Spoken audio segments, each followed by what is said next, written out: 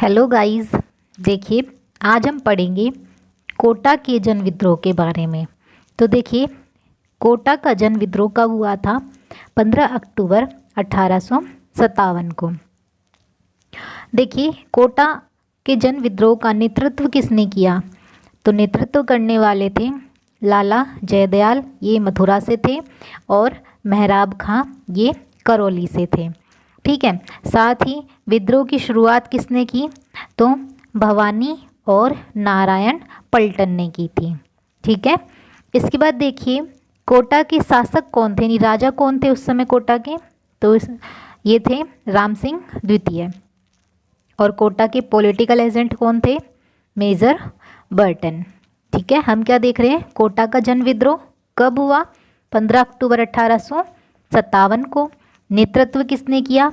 लाला जयदयाल और मेहराब खां ने। और विद्रोह की शुरुआत करने वाले भवानी और नारायण पलटन थी। कोटा के राजा थे राम सिंह द्वितीय। कोटा के पॉलिटिकल एजेंट थे मेजर बर्टन। आगे देखिए 15 अक्टूबर को दुर्ग का घेराव कर मेजर बर्टन, इसके पुत्र फ्रैंक और आर्थर और इनके डॉक्टर सैडलर और कोटम की हत्या कर क्रांतिकारियों ने दुर्ग पर क्या कर लिया? अधिकार कर लिया। यानी कि ये विद्रोह 15 अक्टूबर को हुआ था और 15 अक्टूबर को ही क्रांतिकारियों ने क्या किया? दुर्ग का घेराव किया, नहीं चारों तरफ से घेर लिया दुर्ग को। और जो पॉलिटिकल एजेंट था बर्टन, उसकी भी हत्या कर दी। और बर्टन के दो पुत्र थे फ्रैंक और आर्थर, इनकी भी हत्या कर दी। और बर्टन के डॉक्टर थे सैडलर और कोटम, इनकी भी क्या कर दी? हत्या कर दी क्रांतिकारियों ने। और जो राजा थे राम सिंह द्वितीय, इनको क्या कर दिया? नज़रबंद कर दिया। इसके बाद देखिए कि कोटा दुर्ग को आज़ाद करवाने के लिए जॉर्ज पैट्रिक लॉरेंस, जो एजीजी थे, ने सेनापति रॉबर्टसन के नेतृत्व में सेना भेजी। ठीक है। जो एजीजी थे जॉर्ज पैट्रिक लॉरेंस, इन्होंने किसके नेतृत्व में सेना भेजी? सेनापति रॉबर्टसन के नेतृत्व में, क्योंकि बर्टन की तो हत्या कर दी थी। ठीक है। अब रॉबर्टसन जो इनके सेनापति हैं, इनके सहयोगी यानी इनको साथ देने वाले कौन कौन आए? तो करौली के राजा आए मदनपाल सिंह, पीपलदा के राजा आए अजीत सिंह और गैथी के राजा आए चतुर्भुज। यानी कि ये रॉबर्टसन के साथ देने वाले थे। ठीक है। कौन कौन?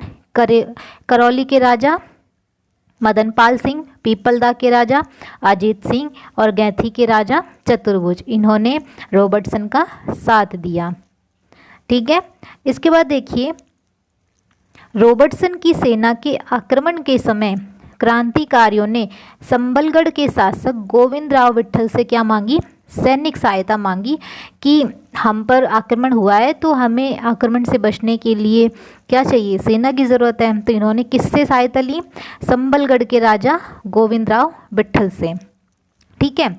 इसके बाद देखिए 30 मार्च 1858 को इन क्रांतिकारियों को खदेड़कर रॉबर्टसन ने कोटा दुर्ग पर क्या कर लिया? अधिकार कर लिया। यानी कि क्रांतिकारियों को इन्होंने खदेड़ दिया, उनको पराजित करा और रॉबर्टसन ने कोटा दुर्ग पर क्या कर लिया? अधिकार कर लिया।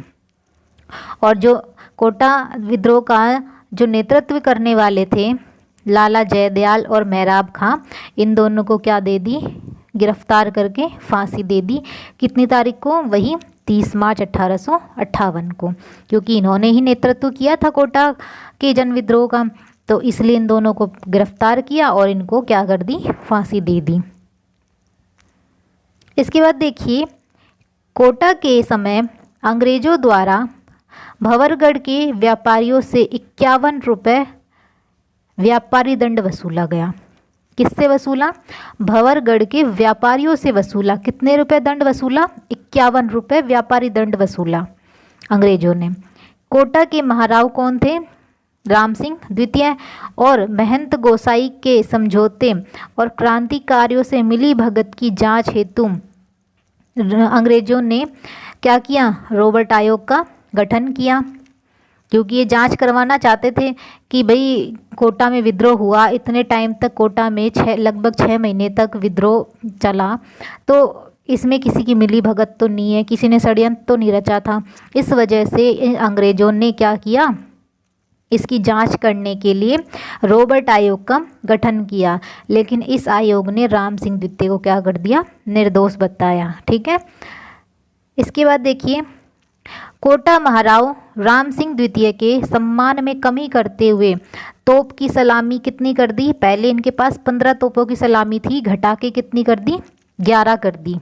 ठीक है।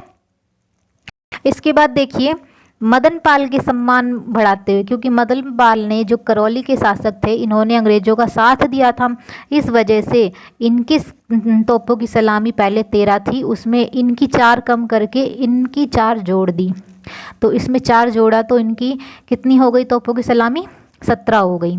ठीक है।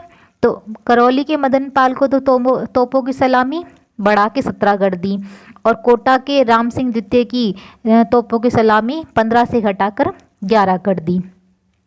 और करौली के जो मदन पाल सिंह थे, इनको क्या करा, GCSI की उपाधि दी। GCSI का मतलब grand commander of the state of India, इसकी उपाधि से भी नवाजा, क्योंकि इन्होंने अंग्रेजों का साथ दिया था। इसके बाद देखिए कि राजस्थान में क्रांतिकारियों के अधीन सर्वाधिक समय कौन सा दुर्ग रहा, कोटा दुर्ग रहा। कितना, लगभग 6 माह तक, यानी सबसे ज़्यादा विद्रोह जो हुआ कौन से दुर्ग में रहा, कोटा के दुर्ग में, यानी सबसे लंबे समय तक क्रांतिकारियों के हाथों में रहा वो था कोटा दुर्ग, लगभग 6 महीने। ठीक है। और राजस्थान में सर्वाधिक विप्लवकारी यानी कि खतरनाक प्रदर्शन भी कहाँ पे हुआ था, कोटा में ही हुआ था। तो ये हमने कोटा का जन विद्रोह देखा।